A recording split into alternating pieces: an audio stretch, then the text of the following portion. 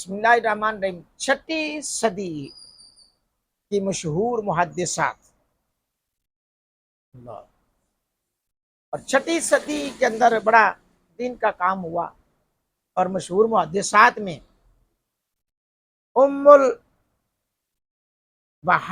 فاطمہ بنت محمد مسندہ اصفہان، ام الخیر فاطمہ بنت علی مسندہ خراسان، مسندۃ الوقت خدیجہ بنت محمد تجنی بنت عبداللہ، اور شہداتہ بنت احمد مسنت العراق سند عالی کے لیے مشہور ہوئی۔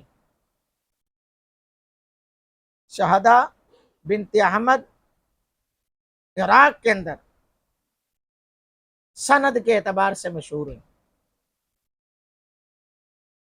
اللہ اکبر۔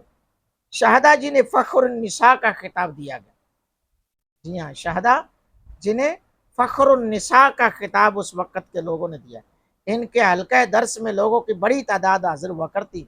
علوِ سند میں ان کی اس شہرت کی وجہ سے بہت سے لوگوں نے غلط بیانی سے کام لیتے ہوئے انہیں اپنا استاد قرار دیا۔ ان کی آج بھی کئی لوگ نا، میں جی فلاں کا شاگرد ہوں، اس کی کیسٹیں سن لی، تقریریں سن لی تو کہہ دیا میں اس کا شاگرد ہوں۔ تو ان کی شہرت کی وجہ سے لوگوں نے غلط بیانی سے کام لیتے ہوئے انہیں اپنا استاد قرار دیا۔ ذکی الدین البرزالی نے ان کا مشیخہ 8 اجزاء میں مرتب کیا ہے۔ اللہ، یہ چھٹی صدی کی بات ہو رہی ہے۔ حضرات گرامی قدر، 7ویں صدی ہجری میں ام محمد زینب بنت احمد المقدسی نے طلب حدیث کی خاطر فلسطین سے مصر، شام اور مدینے کا سفر کیا۔ طلب حدیث کے لیے خواتین نے بھی سفر کیا۔ فلسطین کی یہ رہنے والی تھی، مصر، شام اور مدینے کا سفر کر کے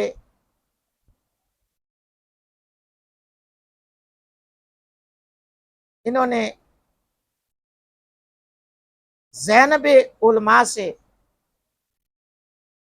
علم حدیث حاصل کرنے اور اجازت حدیث لینے کے بعد جب مسند تدریس پر بیٹھی تو دور دراز سے طلبہ سفر کر کے ان کے پاس سماع حدیث کے لیے کھنچے چلے آتے۔